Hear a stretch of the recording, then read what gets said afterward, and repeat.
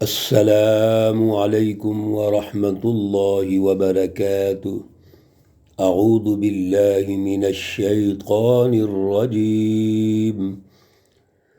بسم اللہ الرحمن الرحیم۔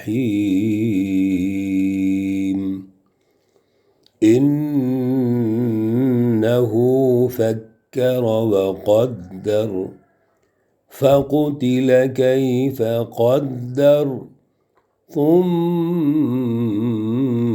قتل كيف قدر ثم نظر ثم عبس وبسر ثم أدبر واستكبر۔ صدق اللہ العلی العظیم۔ اللہم صلی علی سیدنا و مولانا محمد النبی الامی وعلی آلہ واصحابہ وبارک وسلم وصلی علیہ۔ معزز سامعین و سامعات، پارہ نمبر 29 سورۃ المدثر، آیات مقدسہ 18 تا 29 ہیں۔ اللہ رب العزت ان آیات کا فہم اور شعور عطا فرمائیں اور عمل کی توفیق اور صلاحیت عطا فرمائیں۔ اللہ رب العزت رسول اللہ صلی اللہ علیہ وسلم کو اور ان کے ذریعے ہم سب کو قیامت تک کے آنے والے انسانیت کو رہنمائی ارشاد فرما رہے ہیں کہ آپ جب دنیا میں تشریف لائے، آپ کو نبوت سے سرفراز فرمایا گیا، تو جو مکہ کے حالات ہیں، مکہ کے لوگوں کا مائنڈ سیٹ ہے، ان کی انفرادی ذاتی اغراض غالب ہیں، وہ آپ کے مقابلے پہ آ جاتے ہیں۔ اور پچھلے درس میں خصوصی طور پر ایک شخص جس کا نام ہے ولید بن مغیرہ، اس کے حوالے سے اللہ رب العزت نے مثال دی، اور مثال دے کر اصل میں ایک ذہنیت، ایک سوچ اور اس کے پس منظر کو ارشاد فرمایا ہے۔ اللہ رب العزت نے فرمایا کہ وہ جب پیدا ہوا تو اکیلا بیٹا تھا اپنے باپ کا، اور اولی النعمت، وہ نعمتوں میں پلے ہوئے لوگ تھے۔ پھر اس کو اللہ نے مال دے دیا، اولاد دے دی، 10 بیٹے دے دیے، اور خوب اس کی ترقی ہوئی، اور ہوتے ہوتے وہ قومی اور اس وقت کے دور کے مطابق بین الاقوامی سطح پر رسائی حاصل کر چکا تھا۔ یمن اور شام اس کے قافلے جاتے تھے تجارت کے لیے، اور ان کے درباروں میں، حکمرانوں کے درباروں میں اس نے اپنی جگہ بنا لی تھی۔ یہ سارا کچھ ہوا، لیکن اس کے باوجود ثم یطمع ان ازید، اس کا لالچ بڑھتا چلا گیا، اور وہ یہ چاہتا ہے مجھے اور سب کچھ مل جائے۔ دوسری طرف رسول اللہ صلی اللہ علیہ وسلم کا مخالف بھی ہے، آپ کو تکلیفیں دے رہا ہے، سسٹم کا حصہ ہے، ظالمانہ نظام کے سسٹم کا حصہ ہے، ابو جہل کی پارٹی کا ہے، حزب الشیاطین میں سے ہے۔ اللہ رب العزت نے فرما دیا بس اب اس کو ہم نے دیکھ لیا ہے، اس کا مائنڈ سیٹ اللہ نے ارشاد فرما دیا کہ اب اس کا جو ترقی کا مرحلہ ہے وہ تنزلی کی طرف جا رہا ہے، اب الٹی گنتی شروع ہو گئی ہے۔ کیوں؟ انہو کان لآیاتنا عنیدا، وہ تو ہمارا دشمن ہے، ہماری رہنمائی کا دشمن ہے۔ رسول اللہ صلی اللہ علیہ وسلم کو ہم نے بھیجا، اعلیٰ ترین پروگرام دے کے بھیجا، سچی رہنمائی دے کے بھیجا، عدل کا سیاسی اور معاشی نظام دے کے بھیجا، اعلیٰ فکر اور فلسفہ دے کے بھیجا ہے، اور یہ آپ کا مقابل کر رہا ہے، دشمنی کر رہا ہے۔ اس لیے یہ شخص جو ہے یہ اللہ کا دشمن ہے، مخالف ہے، لہذا اس کو جہنم میں ڈال دیا جائے گا۔ آج کے درس میں پھر اس کا مائنڈ سیٹ، اس کی باڈی لینگویج اور اس کی ذہنیت، بڑی پس ذہنیت کو اللہ نے ارشاد فرمایا ہے، انہو فکر و قدر۔ دار الندوہ میں ابو جہل کی قیادت میں ان کا مشاورتی اجلاس ہو رہا ہے، اور یہ شخص جو ولید بن مغیرہ ہے، یہ اس سے پہلے ایک ملاقات کرتا ہے رسول اللہ صلی اللہ علیہ وسلم سے، اور روایات میں آتا ہے حضرت ابوبکر صدیق رضی اللہ تعالیٰ عنہ سے بھی۔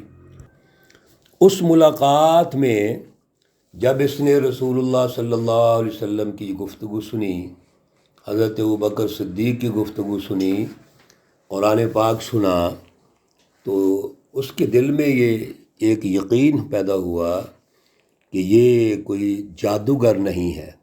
جیسے کہا جاتا ہے کہ یہ جادوگر ہے، کوئی کہتا ہے شاعر ہے، کوئی کہتا ہے مجنون ہے، مفتون ہے، استغفر اللہ معاذ اللہ، تو یہ ایسا نہیں ہے۔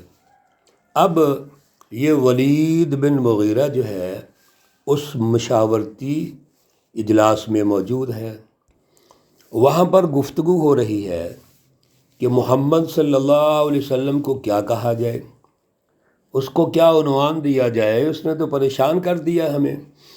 کوئی کہنے لگا اس کو جادوگر کہو، الساحر کہو، کوئی کہنے لگا اس کو مجنون کہو، مختلف وہ الفاظ جو ہیں انہوں نے دہرائے، لیکن یہ وہاں بول پڑا۔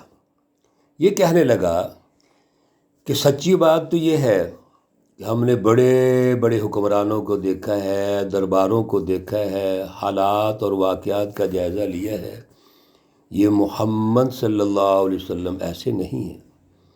جو آپ کہتے ہیں کہ وہ جادوگر ہے، شاعر ہے، فلاں ہے، ایسی بات نہیں ہے، بلکہ وہ جو گفتگو کرتا ہے یا کلام پاک پیش کرتا ہے وہ یقیناً بڑا اونچا ہے۔ ابھی اس کی یہ گفتگو کرنی ہی تھی تو مشورے میں جتنے بھی لوگ موجود تھے اس مجلس میں، سب اس کے مخالف ہو گئے، باتیں کرنے لگے، طعن و تشنیع کرنے لگے، اور ان کے ذہن میں یہ بات آئی کہ یہ بھی کہیں پھسل جائے گا تو کیا ہوگا، یہ تو ایک سرمایہ دار ہے، اس کے بیٹے ہیں، اس کا سیاسی قد کاٹ بھی ہے، تو پھر یہ تو بڑا مسئلہ پیدا ہو جائے گا۔ تو جیسے مجلس میں سب اس کو مختلف انداز میں طعن و تشنیع کرنے لگے۔ جب اس نے دیکھا کہ یہ تو ساری مجلس میرے مخالف ہو گئی ہے، تو اب وہ بدل گیا۔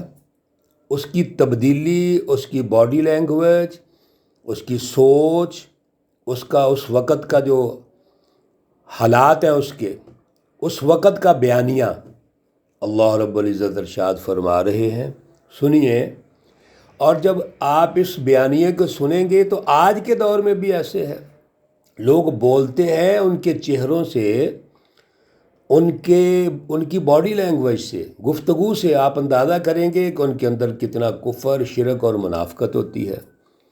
انہو فکر و قدر، جب یہ سارا ماحول پیدا ہو گیا تو اس نے غور و فکر کیا اور اندازہ لگایا، وقدر، اور اندازہ لگایا، اور اندازہ کیا لگایا کہ اب تو میری جان نہیں چھوٹے گی، لہذا مجھے جھوٹ کی تائید کرنی پڑے گی، ان ظالموں کی تائید کرنی پڑے گی۔ فقتل، پس وہ قتل کر دیا گیا۔ کیف قدر، یہ کس طرح اس نے اندازہ لگا لیا، یعنی ایک سچی بات جو اس نے بیان کی، اور بیان کرنے کے بعد اس ماحول کی وجہ سے پھر جھوٹ کا ساتھ دے دیا، باطل کا ساتھ دے دیا۔ تو اللہ رب العزت کا انداز ہے، وہ کہتے ہیں قتل، جس طرح ایک انسان مارا جاتا ہے، قتل کر دیا جاتا ہے، تو اللہ کہتے ہیں تم قتل کر دیے گئے، کیسے اندازہ کر رہے ہو؟ ثم قتل کیف قدر، پھر وہی الفاظ دہرائے اللہ رب العزت نے، پھر تم مارے جائیو، کس طرح کا اندازہ لگا لیا۔ اب اس کی باڈی لینگویج دیکھیے، ثم نظر، پھر اس نے نگاہ ڈالی، یعنی لوگوں کو دیکھا، اور دیکھ کر اپنا جو انداز ہے اس نے یہ اختیار کیا، ثم عبس، پھر اس نے تیوری چڑھائی، وبصر، اور منہ بسورا، یعنی ترش روح ہو کر اس نے گفتگو کی۔ یہ اس کی باڈی لینگویج، کہ وہ شخص جب دیکھا اس نے ماحول یہ ہے تو فوراً مجلس کا ہم نوا بن گیا۔ اس نے اپنے چہرے سے، اپنے انداز بیان سے، گفتگو سے یہ ثابت کر دیا، ثم ادبر، پھر اس نے پیٹھ پھیر لی، یعنی اس جو درست بات کر رہا تھا وہ اس کے مخالف ہو گیا، واستکبر، اور اس نے تکبر کیا۔ یہ ساری جو اس کی خصوصیات اللہ رب العزت نے ارشاد فرمائی ہیں، یہ ایک اس شخص کی ہیں جو کافر ہے، مشرک ہے، اور اب منافق بھی ہے۔ اب گویا رسول اللہ صلی اللہ علیہ وسلم کی تائید کرتے کرتے مخالفت میں چلا گیا۔ فقال، پس کہنے لگا، اس نے بولا، ان ھذا الا سحر یؤثر، نہیں ہے یہ مگر جادو ہے، یؤثر، جو چلا آ رہا ہے، یعنی اس جادو کا بھی ایک تاریخی تسلسل ہے۔ جیسے پہلے جادوگر تھے تو اس نے پہلے کہہ رہا تھا کہ یہ شاعر نہیں ہے، یہ جادوگر نہیں ہے، اور اب کیا کہتا ہے؟ جادوگر بھی ہے اور پہلے سے چلا آ رہا ہے۔ ان ھذا الا قول البشر، نہیں ہے یہ مگر ایک انسان کی گفتگو ہے۔ پہلے کہہ رہا تھا کہ یہ انسان کی گفتگو نہیں لگتی، اور اب کیا کہہ رہا ہے؟ اس مجلس کا ہم نوا بن کر یہ تو ایک انسان کی گفتگو ہے۔ یہ سارا بیانیہ اللہ رب العزت ارشاد فرما کے آگے سنیے میرے عزیزو، ارشاد فرماتے ہیں، سأصلیہ سقر، اس شخص کو میں جہنم میں ڈالوں گا، آگ میں ڈالوں گا۔ یہ شخص جو اپنے فکر اور فلسفے کے اعتبار سے کافر اور مشرک ہے، رویے کے اعتبار سے رسول اللہ صلی اللہ علیہ وسلم اور سچی جماعت کے مقابلے میں ہے، مخالف ہے، مفاد پرست اور لالچی ہے، اور جو ظالم مافیا اس کا ساتھی ہے، لہذا میں اس کو جہنم میں ڈال دوں گا۔ وما ادراک ما سقر، یہ سقر کیا ہے؟ کیا آپ کو معلوم ہے؟ ما سقر، کہ سقر کیا ہے، آگ کیا ہے؟ لا تبقی ولا تذر، یہ وہ آگ ہے جس میں انسان نہ باقی رہتا ہے نہ اس کو وہ چھوڑے گی، نہ آگ انسان کو باقی رکھتی ہے نہ چھوڑتی ہے۔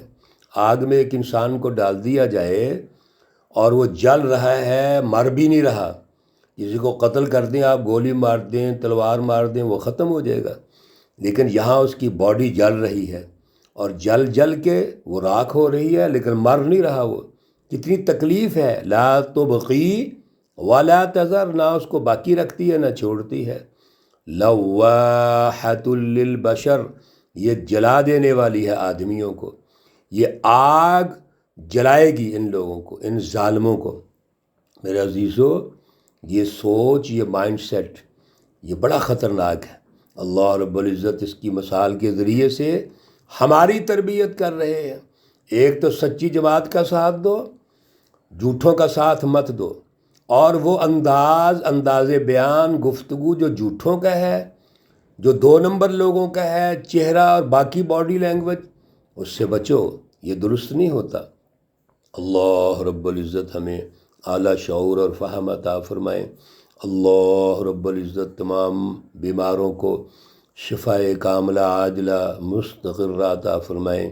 اللہ رب العزت تمام مرحومین و مرحومات کو جنت الفردوس میں اعلیٰ مقام عطا فرمائیں۔